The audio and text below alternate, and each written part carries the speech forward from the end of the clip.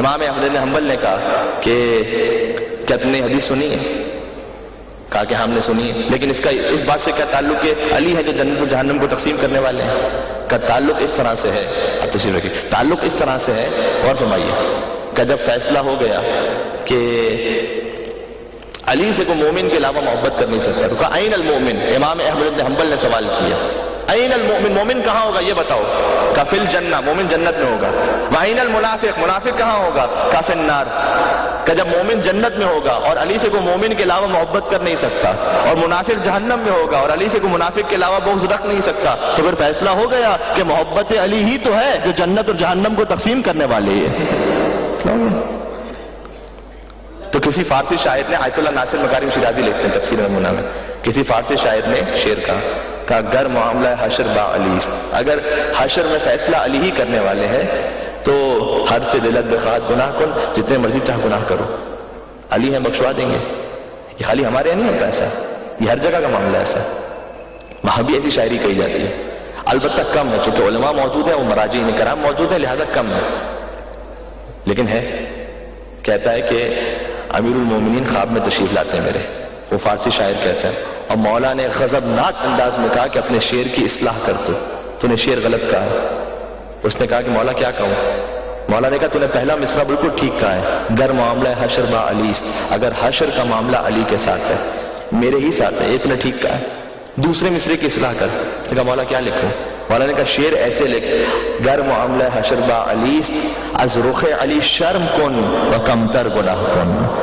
اگر حشر کا معاملہ علی کے ساتھ ہے تو علی کے چہرے سے کچھ حیا کر لے اور گناہوں میں کچھ کمی کر لے۔ یہ بھی تو ایک سوچنے کا انداز ہے نا، کہ میں قیامت میں امیر المومنین کے سامنے پہنچوں گا اور مولا نے مجھ سے سوال کیا کہ میرا حسین 3 دن کا بھوکا پیاسا شہید ہو گیا اور تو اپنی واجب نمازیں بھی نہ پڑھ سکا، میں مولا کو کیا جواب دوں گا؟ اگر شہزادی کونین نے، میری مائیں بہنیں جو سن رہی ہیں، سوال کیا، میں در و دیوار کے درمیان آ گئی، پہلو شکستہ ہو گیا اور تو اپنے سر پر ایک چادر نہ رکھ سکی،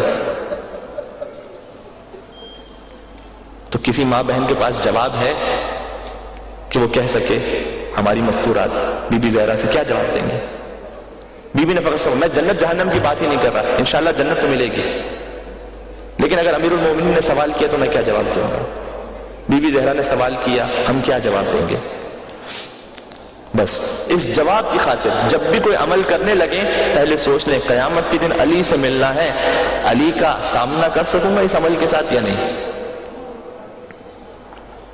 نوجوان ظاہر ہے کہ شیطان بہکا دیتا ہے، بار بار بہکا دیتا ہے، لیکن در توبہ کھلا ہوا ہے، در توبہ اس طرح سے کھلا ہوا ہے کہ